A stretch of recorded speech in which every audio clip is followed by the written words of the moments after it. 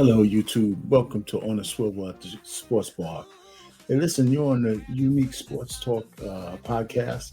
Anyway, listen, if you like, share, and subscribe to this channel, and if you listen to this replay or listening to this replay, make sure you put a comment or anything in the comment block in the bottom. You know what I'm saying?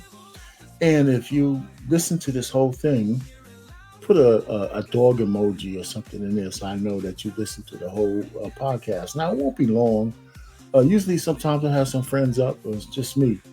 If I start to see some people, frequency, coming to the channel frequently, I might, you have my email address. If you ever want to come up and talk sports, I'm not recording this live. So, we could do that. I get to know you. Maybe we'll let you up and we can talk sports, and get to know each other. That's one.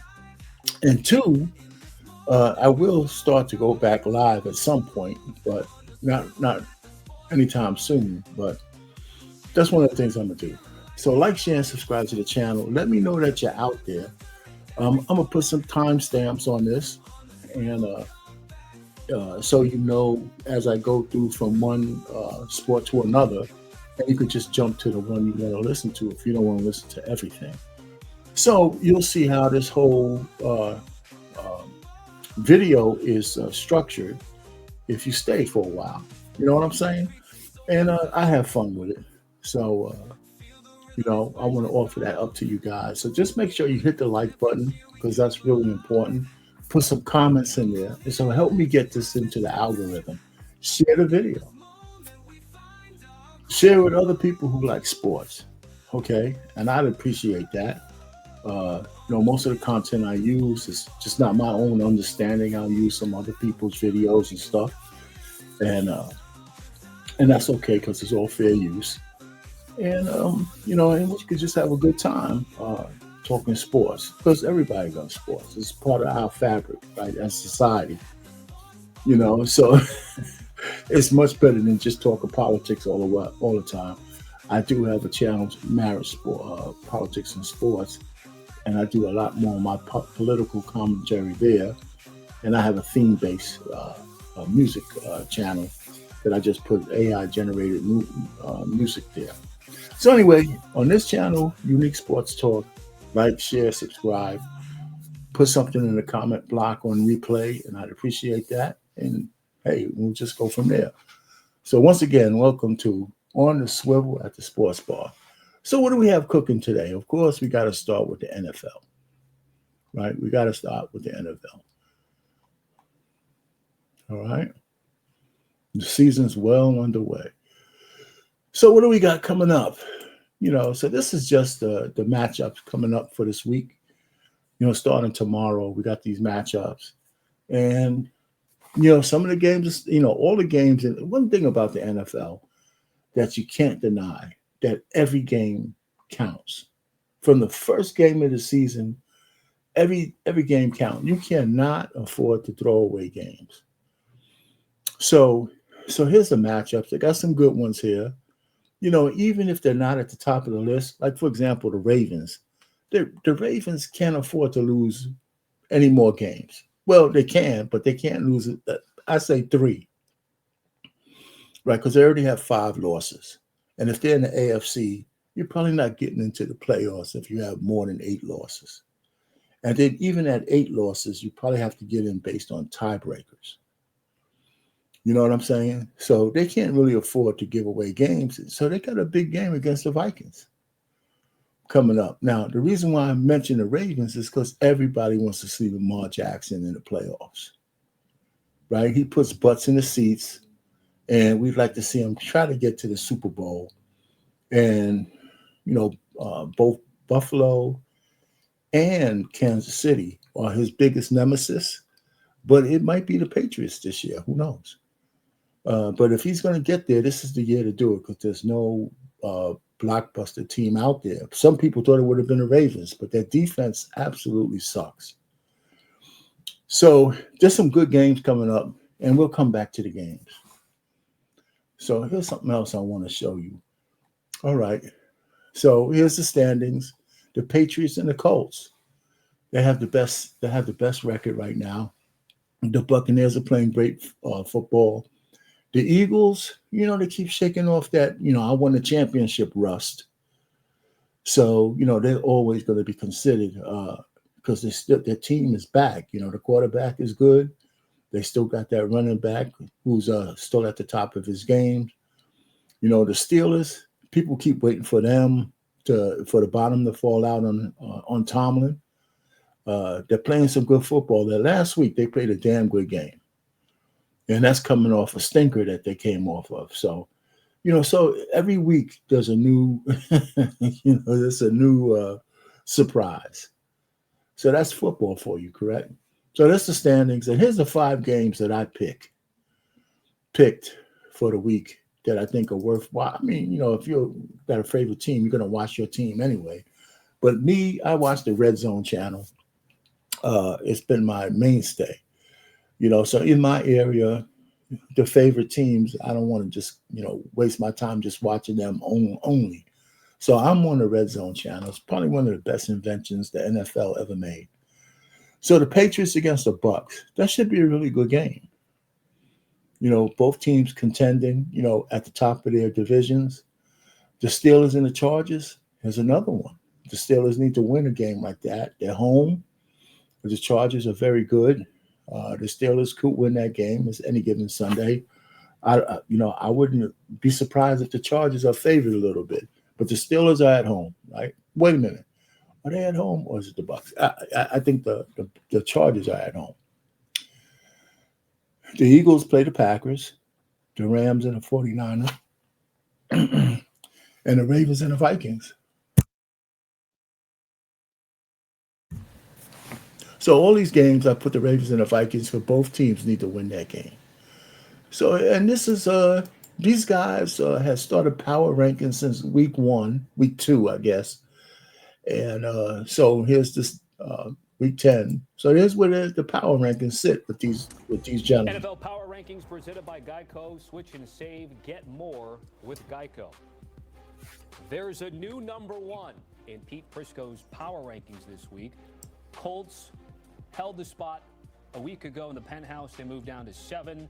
And the idle Tampa Bay Bucks are your new number 1. Now, halfway through the season, Pete Prisco's put 3 buckets in here.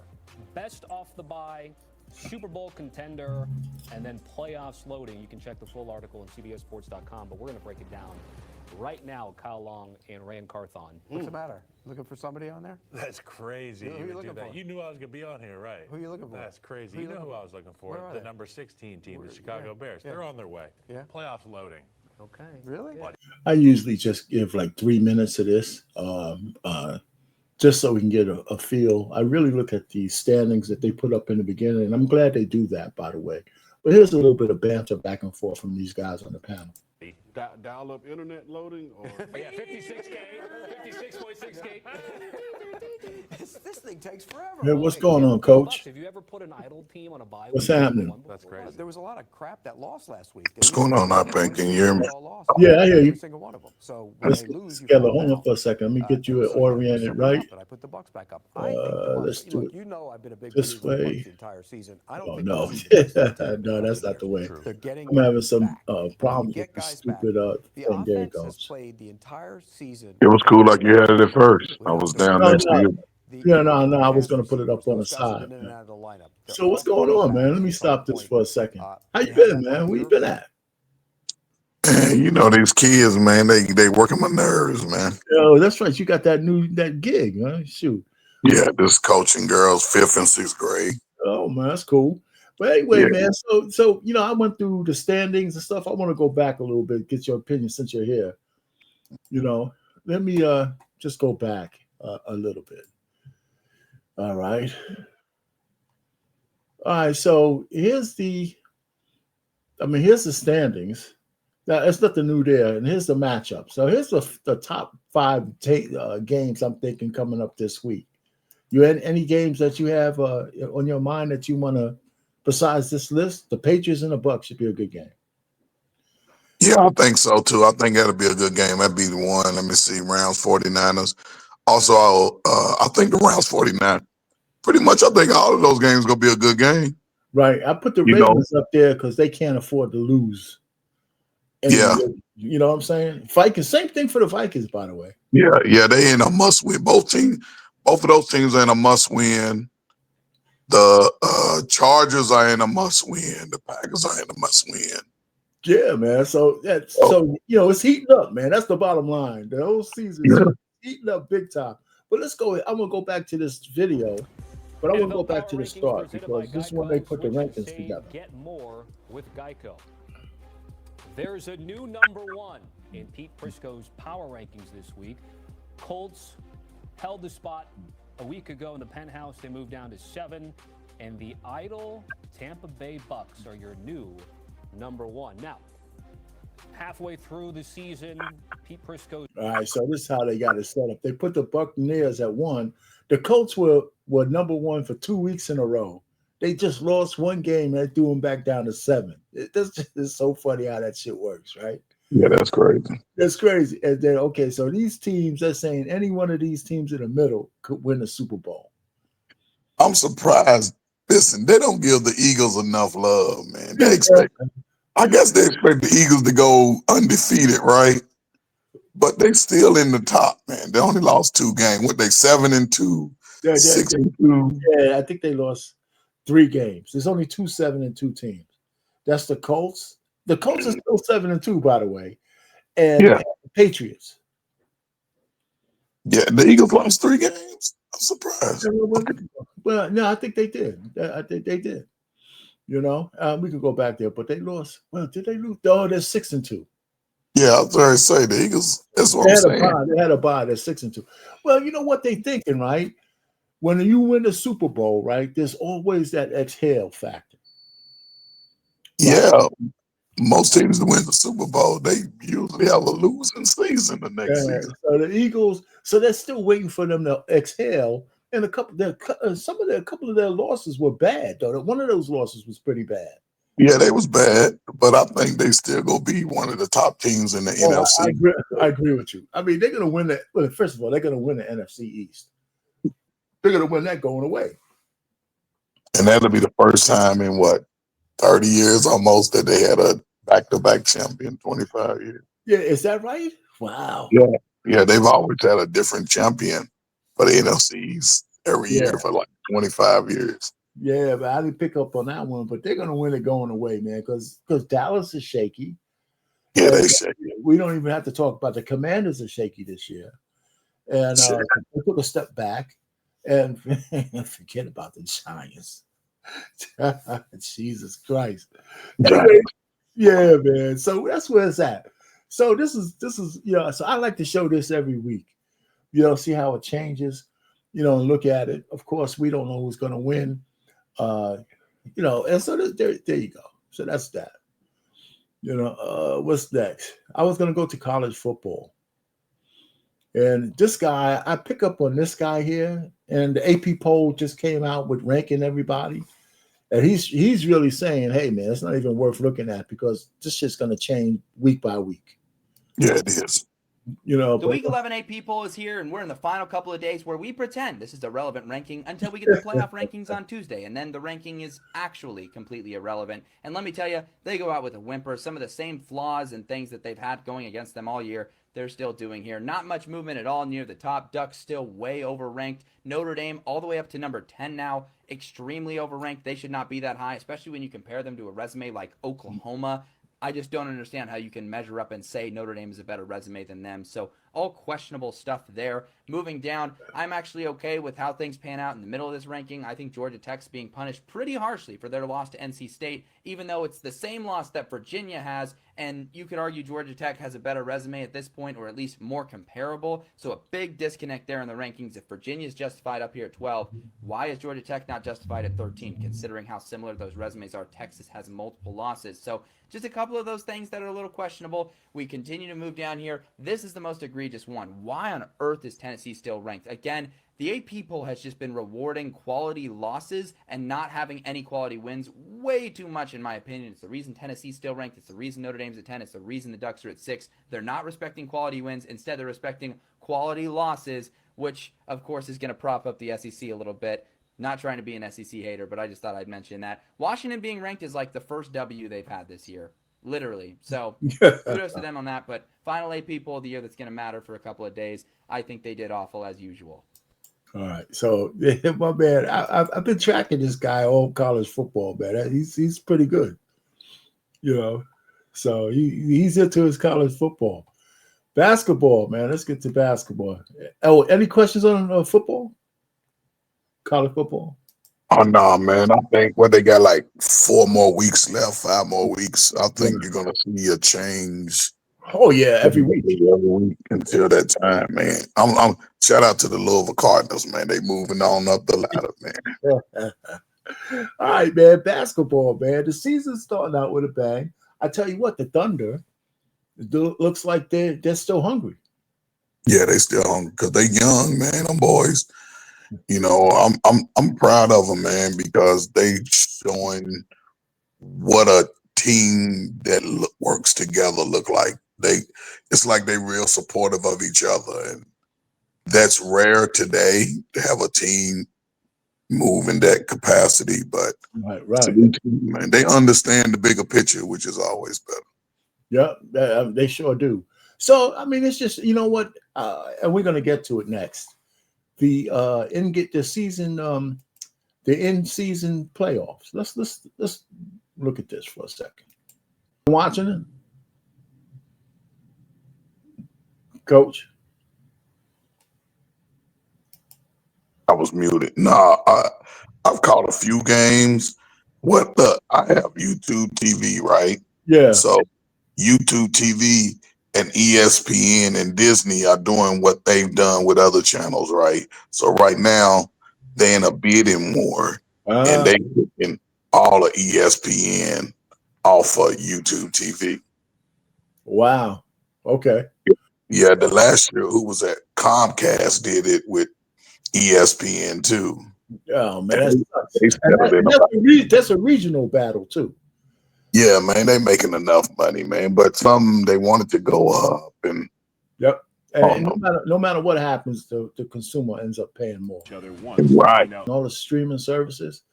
Do you find yourself actually? I mean, I don't memorize those shit, so almost every goddamn week or day, I gotta find out where they're playing. Yes, I hate that. I hate it. Yeah, man. Where's the game? I gotta go through all the streaming services and shit, man. Yeah. Now you gotta get outside of cable. Now you gotta pay for these other streaming services on top of that just to catch a few games, and that's where I'm at now. And I'm like, man, fuck it. I'm about ready to say the hell with it, man. No, I'm with you. I gotta admit, man, I'll admit freely, I'm one of those kind of guys that says, just because you could afford it, I'm doing it. Right. My cable telephone, and the fact that I have all these streaming services is costing me like $3,000 a month. I mean a year. Yeah, man, that's crazy. I mean, it's crazy, but it's crazy. I'm right there with y'all paying, but I'm looking at now like, man, I can find some other stuff to do, man. Shit, exactly. I'm saying that if I want to go ahead, because there's a lot of ways to catch some of these shows without paying that money, But that's a fancy way of saying win and you stay in, but lose and you go bye-bye. Well, anyway, man, so we know about one of the things about the in-season thing, I like the court designs. Yeah, they got them real good looking. And the fact that they do it so you could distinguish between just regular games and what games belong to the in-court, in-season tournament. Mm-hmm. And I said, man, listen, I can't remember the last time the NBA had a good idea. Yeah, it's been a while. So I said, you know what? The players love the in-season tournament because just like most people who play sports, you want trophies. I mean, they're playing for money, but winning a championship tournament means stuff to athletes. And, so you get a chance to win another trophy. I think LeBron, if you ask him, besides winning the championship, man, winning the first in-season tournament probably is really high on his list. the NBA, winning the MVP and the tournament because he won the first one. And I'm sure he he wants everybody to remember that. All right. Baseball, man, I tell you what, I tell everybody, oh yeah, I'm not a big baseball fan, but I watched the World Series, man. This shit was brilliant. Yeah, it was a good game. It was a good series this year. Yeah, man. I said, man, maybe I've been missing something, but man, the World Series, pitch by pitch, was worth the time. It was absolutely worth it. I said, man, this is really good. I mean, it went Game 7. I said, just like everybody wanted to. And the highlights of Game 7 were like, we're going to go ahead and look at them. Just for a little bit. I mean, it's short. Yeah, I had picked Toronto in 6, but of course, Oh, and I had Toronto to win it in 6. But then, why? What was your deciding factor that they would win? Because Toronto's the way everybody was swinging the bat. Well, man, everybody was making contact with the ball. You had the power hitters, then you had the percentage hitters. Everybody was making contact, but it just came down to their pitching, man. And as I was watching the games, I could always tell. I said the Dodgers are getting ready to take the lead. And next thing you know, somebody get a hit or they hit a home run. I'm like, I could just see it in the momentum of how they were playing. Like, Dodgers are due for a hit because they pretty good top to bottom, 1 through 8. Yes. You know what I'm saying? And by having Ohtani, they were pitching around him. Yes, they were. Right. And I think they almost made a mistake in the 7th thing, pitching him out of his regular rotation. Because I thought he was weak when he started, a little bit weak when he started that first. Gave up those 3 runs. Yeah. You know what? But then I think what won the series was actually field defensive play. Yeah. Mookie Betts, he had just received the Golden Glove a couple of days before. Then he made that great, the game-winning play. And here's another thing, though. The Dodgers center fielder, it was brilliant. Oh, yeah, they was playing good ball, man. Yeah, he wasn't hitting nothing past. I mean, if it wasn't a home run, he was catching it. Yeah, they was playing good ball. I think to me, this is one of the best series in the last, 10, 15 years. As far as the way they played, the momentum shifts. Well, let's do a little, just for recording, let's do a little 3 minutes of the Game 7. Deep center. Edmonds going back. The ball is going long. 3-run home run. Bo Bichette. Trying to do it to his old team in the World Series. Lines the ball to center field. Varsho. That was a great catch right there. Made the catch.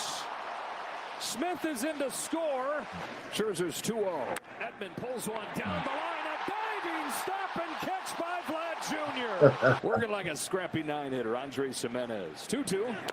Ooh. Actually hits him. Throw it over the plate, says Jimenez. The bench is clear. Unnecessary. Unnecessary. To center field. Varsho sizes it up. Here comes Betts. Here comes this was a play right here. Not this one. 3-2. Jimenez. Into right center field. Hernandez will not get there. And it's 4-2 Blue Jays. Andres Jimenez out of the 9th spot one more time. Oh, he's stuck in a pose. The Savages 2-1. Chopper to first. Gun to second one. Back to first. I don't know. I think he was safe. The 1-1 from the Savage. Muncy hits a high drive to deep right field. Headed for the pole and gone. Max Muncy brings the Dodgers back to within 1 with a no-doubt shot. Not a tee up there, and this kind of swing we've seen a lot out of Muncy. Whoa. Payoff. Drilled to left field and deep. And gone! No way! Miguel Rojas out in Toronto. Yeah, he sat all over a slider and he got it. And when he got the barrel to the ball right there, we talked about a slider that hangs. Varsho Roller to second. Rojas comes home. That was a serious play right there because his foot did come off the bag, and getting it back there right before, and that was a good call too. But his foot did come off that bag. Yeah, it came off the bag for sure. I saw it, man. That was a hell of a play, man. That was a hell of a play, man. And for him to have the awareness that his foot was off the bag was another thing. He just beat the guy by a split second. And it's Miguel Rojas who ties it in the top of the ninth. That's the first play that was unbelievable. This is the next one. Field. Hernandez on the run with Pages over his head. Pages runs him over. I think that was a series-winning catch right there. Yeah, it was, man. Oh shit, man! I said, man, these guys are serious. The catch. Smith, it's a high fly ball to deep left field. It's got a chance. It is gone. It's Will Smith in Game 7. Hanging breaking ball, slider right there. He knew it. Say go ball. Here's the 0-2 pitch. Kirk bounces one up the middle. Bats to the back. Over to first to beat the champ. You got it. Yeah, man, that was. Our friend Yeah, what's up? Will Smith, he's a local boy out of Louisville, man. He went, went to high school here, went to the University of Louisville.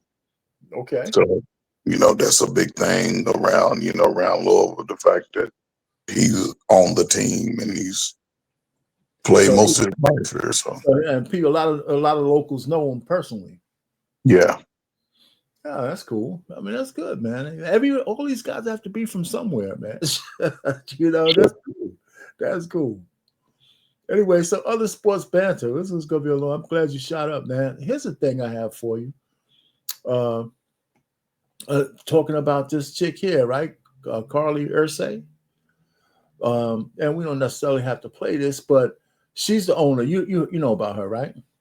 Yeah, Jim Irsay's daughter. Yeah, yep. And she's the CEO of the team. Established that the NFL is a copycat league. Yeah. Somebody does something well, everybody else. I'm gonna play looks just for a way minute to of do this. it. Right. I say that because I'm wondering when we're going to start seeing owners with headsets from other teams. Hey, I like milling about the locker, not the locker room, but the sideline. I love it. During the game, I know. talking to people. and this, look, Christian Dior dress. I love it because if you're, and this is the way she explained it. Right. Carly Ursay Gordon, who is now the controlling owner of the Colts following the passing of Jim Irsay in May. But if you're going to be involved in any way in decision-making, unless you are going to throw the keys to the GM and the coach and never have anything to do with it other than say, that's fine. How much money do you need? What do you need to do?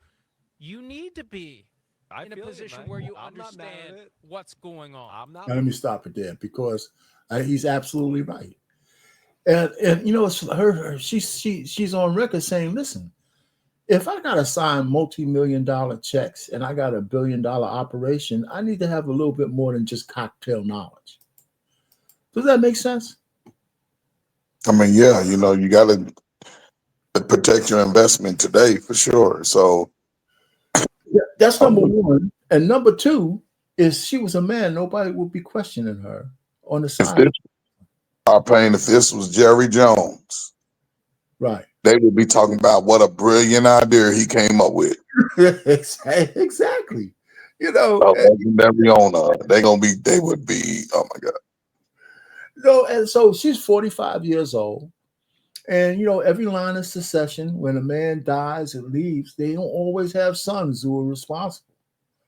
So, yeah, and football is one of those things where, an owner dies, they definitely leave it in the family. Then, those teams. So she was there. She probably had interest, just like the movies. I mean, we've had female owners before. So, I mean, I don't see, we make a big deal out of some things like this. She's on a sideline. Man, she's not a battle axe. She's 45 years old, but she's married. Her last name is Gordon. And she wants to be involved. I think the players kind of like that. So this is just something that I picked up so we could talk. Any other comments on that? I mean, no, man, I don't see nothing wrong with it, man. it'd be good for her to have an earpiece, a headset or two, just to listen in, see some of the things. You know what I'm saying? Exactly. All right, so here comes to my questions then, right? Because this was going to be a short one. All right, the coach. See, we already talked about it. The coach, CEO were a man. Would anybody be questioning anything if you're on the sideline? Probably not. Right? She's kind of hands-on. She wants to know what's going on. Okay, let's talk about Ja Morant. Let me ask you this question. Ja Morant got a one-game suspension recently, right? Is that the last straw, or is trading him throwing the baby out with the bathwater? What he get suspended for? He cursed out the coach in front of everybody. Yeah, man. I mean, I watched one of their games, and he's not the same Ja Morant. What do you mean by that? He's not that guy that's got that killer instinct. He ran up and down the court.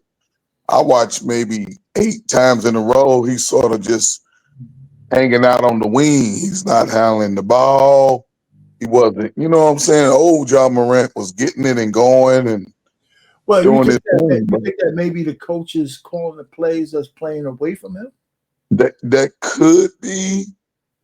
It is a new coach, and it could be a part of what they will do to, I guess, give an excuse to make a trade. You don't involve him as much, so it looks like he's not putting out as much. Well, okay, that's a theory though. But coach, could it be that the coach but let's just say your theory is correct, but there could be more than one correct theory, right? If we look at another one, could the coach be saying, "Let me go away from him, so we could concentrate on getting some of these other players more involved, and use him as a decoy because you can't really leave him alone." But about our pain, go ahead. You're talking arguably before his nonsense, one of the top 10 players in the league. And you would never do that. Right? So I'm not saying, but with him, to me, and if I'm coaching him, I'm gonna be constantly in his ear. Okay. Constantly in his ear. For one, that he has to play at a high level because we traded off Bane. And we still in rebuild mode. Even though they got Jared Jackson, he's in and out sometimes. Right. You know what I'm saying? But just like I need Ja Morant to be Ja Morant every time he steps on the court. Well, you need him to be a leader. Yeah, but I need him to get that 25 and 8. Well, that's part of his leadership. I mean, the guy, if he was just going up and down the court, sulking in the sideline, maybe that's the argument with the coach. I don't like the plays, and so I'm gonna just take my ball and just go to the sidelines and let you win it without me. Yeah, I mean, you're right, but that's where, to me, because if they let him go, anywhere he go, it's gonna make them an automatic contender. Because he won't have the pressure of being the leader on another team. If it's a good team, if it's a halfway good team.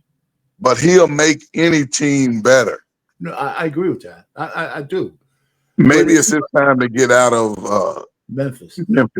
Yeah, but okay. So, but just like when a Democrat leaves, a liberal leaves a liberal state to a red state, they bring their liberalism with them. So even if he goes to another team, if he's an asshole, he's going to be an asshole on a new team.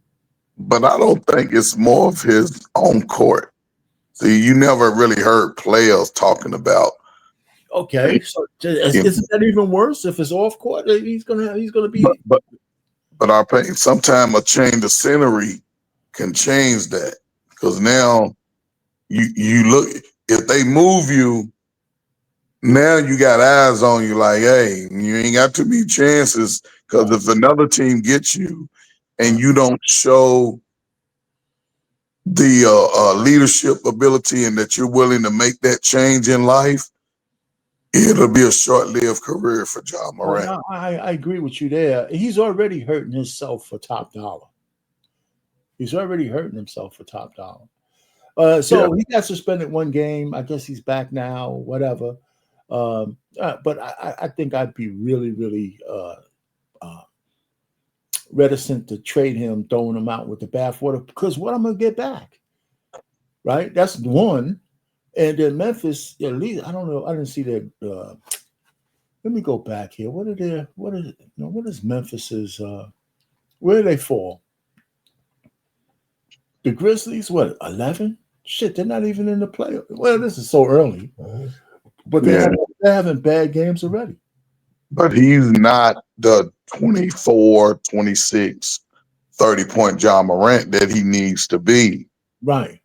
See, that would alleviate a lot of what we, you know what I'm saying? A lot of this now would be alleviated if he, I'll compare John Morant to Allen Iverson. Okay. Despite Allen Iverson having some crazy issues off the court, he came to play. He came to play. So that's what John Morant has to do.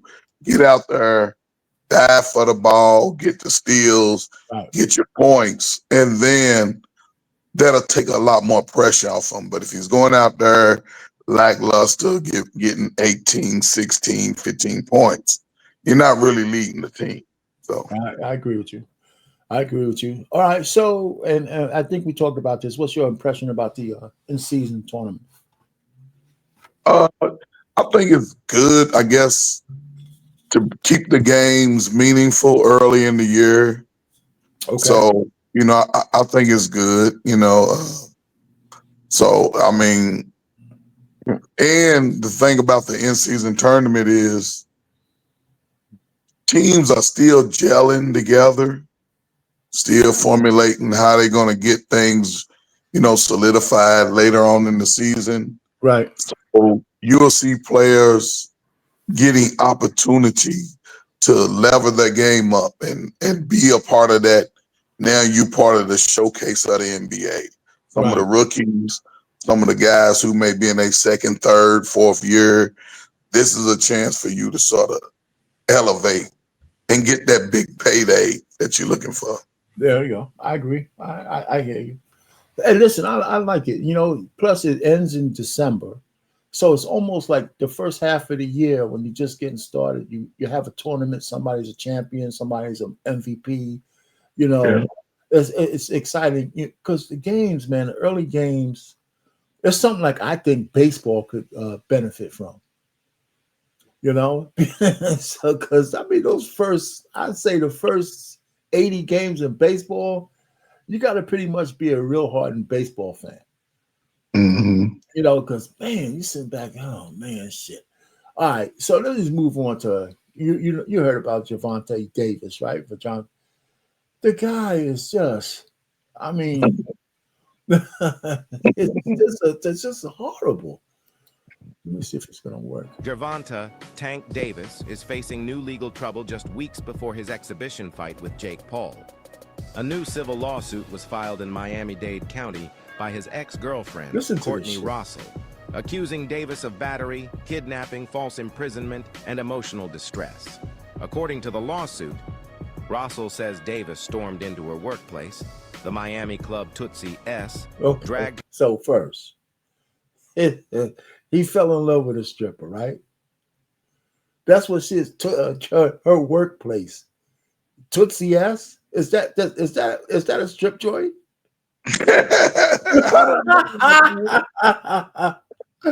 You know, so he falls in love with a stripper, and he wants her to be some kind of dutiful what? Her through the VIP area, kitchen, and parking garage, then assaulted her. She also claims there were at least 4 other times he physically attacked or choked her, and twice threatened to kill her. Russell says she's dealing with PTSD, anxiety, and now lives with others out of fear. Davis hasn't publicly responded yet, but this comes after his 2023 hit-and-run conviction and other past domestic incidents. With the fight against Jake Paul coming up, the big question now is, will these new allegations derail Gervonta Davis's career? his career is the last thing he needs to worry about because he's got problems. They have a kid together, by the way, or at least one. It might be more. So it actually canceled the Jake, even though this was a farce, right? The fight was canceled, not postponed, but absolutely canceled because of the situation. And I don't know about you, but Jake Paul is making millions and millions of dollars. Yeah, I know that whatever millions of dollars that Davis made is already going with lawyers, and the fact that he just constantly stays in trouble. He actually probably needed this money, and it's gone because he's an idiot. you gonna need it. You know, so it's just incredible how man was so. Okay, coach, man, how we stop men from self-destruction over women? Hey, our pain, man, the vagina is the most powerful drug to man. Most powerful drug. Levels of vagina that this even with vagina, there's levels to it. Yeah, our pain. You understand that. You understand that. A lot of these guys, they don't understand that. They don't. Well, I know I'm with you. I guess a guy who's every inch of his body has a tattoo on it. He ain't understanding too much of anything. A lot of those dudes that do all that, they fake anyway. They weak. When the pressure get tough, they the first ones that fold. You up here mad at your girl or whatever. You know what she do, and she gonna do what she do. How you gonna get mad when she doing what she do? What you do? That's the shit that got you interested in her in the first place. Come on, man. It's just crazy. Then you trying to, I guess, I don't know, wife her up. That's right. Make a wife out of her or some shit like that. Our pain. Now again, our pain. We've been hearing that since we was kids. It's just no doubt We about was kids, right? And now these guys don't. It's like they can't separate the truth. No, they can't. But the other part too is that as a professional boxer, domestic violence doesn't mean the same thing to him as it means to the regular guys. Hands are registered. Exactly. But they don't see it like that because they in their feelings. She made me feel bad. I had to beat her ass. Man, exactly.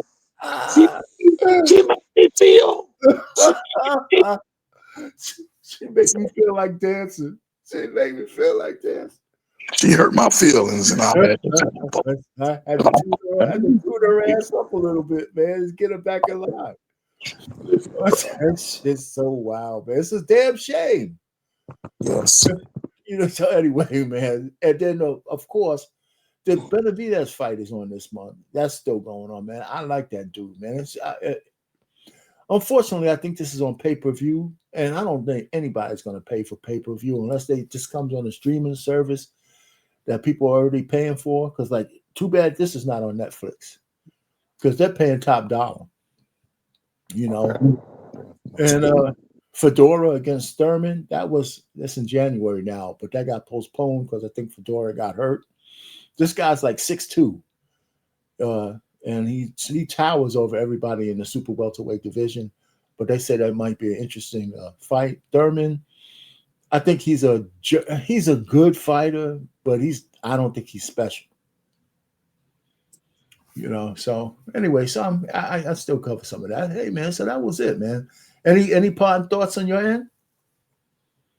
No, man, man, listen, man, you got a great show, man. I appreciate you, inviting me up and stuff, man, just to keep my nose down with the sports, man. And, you have a good variety of topics to talk about, some funny, some interesting to think about.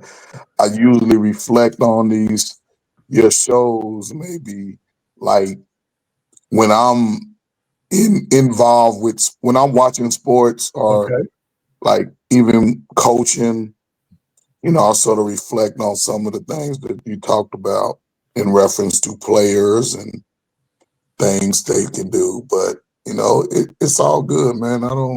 Yeah, man, it's all good, man. I appreciate you coming up because listen, man, if nobody comes up, you know, I just whip through some of these things. I'm kind of talking just like anybody would on their own sports show. But it's always better to have somebody to throw some stuff by. You know what I'm saying? So you guys are on tonight? Yeah, man. We on, man. Yeah, and the reason, I mean, one of the reasons why I don't stop by there is because, you know, I'm on the, you know, I just take the rest of the evening, man, go hang out with the wife and stuff like that. Because Wednesdays are usually open. Since Precious didn't do anything, you know, she left. I know, man. I want to do some of my own thing. So me and the wife, we hang out, watch a movie, do this, do that. No, you good, man. Yeah, man, you good, man. I done sort of slowed down myself too, man. You know, sometimes I just listen in and, you know, it's funny. I'll say this, I'll pay, and then I got it right. You know, during the election and everybody was on pins and needles about what's going to happen to America and the economy, right? And my wife, she was nervous, but I had conversations where I said, look, we ain't never seen this type of government move like this before. I said, so don't panic. I said, sit back. I said, there's a lot of good things that's going to happen for us over this next couple of months, a year. And she was like, I don't know. He's doing this and he's doing that. I said, yes, America is coming for a hard reset. And they're going to be doing a lot, right? So just in the last, from August to now, right, just based off of what we've done, we've received quadruple returns on everything. Yeah, you mean money. You're making some money, huh? Quadruple. Wow. She like, everything you said was going to happen. Yes, because it's making us shift from under it's hard to explain because you're retired and you're looking at politics now like, you know what? You're going to vote for what's right, not just because it's part of what we did. You know what I'm saying? Because you said all the time, you got off the plantation, right? Yeah, that's the way I look at it, man. Yeah. But you know what? I understand other people who are stuck. You know, they hate Trump and they can't see past it. But that's them. Yeah, that's them. Yeah. That's them. That's why I'm looking at, you know what? I ain't worrying about it. And I wasn't fully as clear about it. So I'm like, okay, but I am pro-American. I want what's best for America. Absolutely. And to see how things are even moving, then I'm like, yeah, we're going to be all right. Because we're looking to go into our final home. Okay. You know, I've been blessed. You know, I can do what I want when I want. But we're looking to make that move real soon. Are you staying in the same state or you moving to another state? Yeah, same state. Okay. Yeah, we're going to get our last look. We're going to downsize. We're going to lose one garage space. We got a 3-car. We're going to go to a 2-car. Okay. But with the same amenities and everything. We're looking at new homes as always. But yeah, man, our budget is increased, man. I ain't never seen this much money come in a short period of time. Oh, man. So you the one we need to go get a loan from. Hey, man, I don't give out loans, man. I don't give out, man. You said you ain't giving out no damn loans. No, I don't give out no loans, man. But nah, man. So, yeah, I just take everything for what it is. Like I said, I'm older now. I ain't fighting with nobody. I ain't going through all that, man. Well, one of the things I did tell people is that I think when, and this is how I calm people down because they hate Trump and stuff. I said, it's okay if you hate Trump. I said, I could tell you why I got off the plantation. And my last live on Monday, I think was worth people listening to a piece of it because I listed 10 reasons why I'm voting the way I vote. I said, I'm not a Republican. I just think I have 10 solid reasons that I can't, I hope we don't go back to Democrat rule. But after last night, nothing's promised. Yeah. Nothing's promised. So anyway, man, with that, man, I appreciate you stopping by. I'm going to let everybody go because this was a quick one. This wasn't that long. And hey, listen, I might stop by the next one. I'm gonna see what's going on with the wife. I might listen in on what y'all doing down on the next show. You know, I know BMU hasn't had like the Tuesdays flipping tables and the Friday barbershop he stopped. But I think I'm gonna start going live on my own channel though, more often, like on Tuesdays and Thursdays. But it'll be earlier in the day because I'm not really worried about how many people show up because there's always people around. So somewhere around 4 or 5 o'clock. Oh, okay. I'll be in the middle of practice. Yeah. I mean, I might do a little later because if those times are open, but I have political reactions I do. And then whatever I'm thinking of, I might just go live. The live I did on Monday on BMU's channel, I'm going to kind of redo that, repurpose it, and probably do that tomorrow on my channel, Marriage Politics. Okay, cool, man. I was wondering why BMU hate even the barbershop Fridays, man. I haven't, it's like, man, what's going on? He got busy a little bit, whatever he's done. I mean, he put all my videos he put on a podcast list, which is pretty cool. All right. I've been doing that shit for almost 2 years, man, over 2 years. Yeah, man, you rocking and rolling, man. Yeah, well, I should have been doing that on my own channel. I might be what you call it, financial, whatever you call that damn thing, monetized. That's all right, man. You'll be all right, man. Yeah, get it together, man. You'll be straight, man. Yeah, all right, brother. Hey, man, thanks for talking. Man. Thanks for coming up. You know, every week I'm here, bro. All right. I'll be around as much as I can. Peace. As much as you can. I appreciate it. Anytime you can come up, man. You know what I'm saying? Later on, bro. Look, man. All right.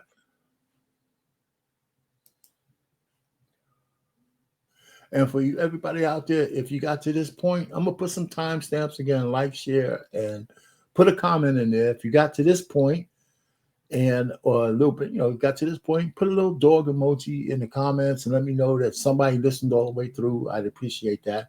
And if we start getting more and more people coming back, I know I have an audience out there that's a repeat audience. I would like to know that. I have people might just be popping in once in a while. But we do this every week. I may go back live again, but so I appreciate it. And with that, I'm gonna play the outro and then we're out of here.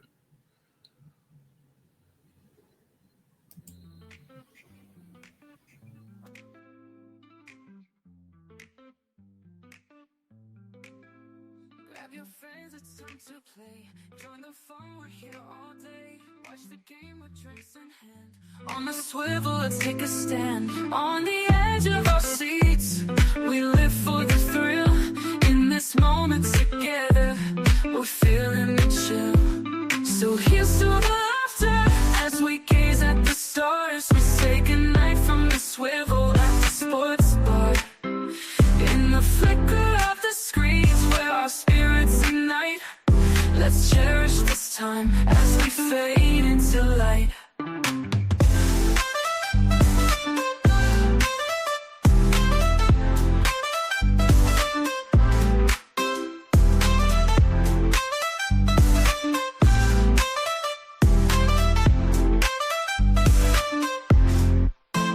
Tasty bites and big screen thrills. Every moment gives you chills. High fives and cheers, it's quite a sight. Join the crowd, it feels so right. As the game goes on, our hearts beat as one.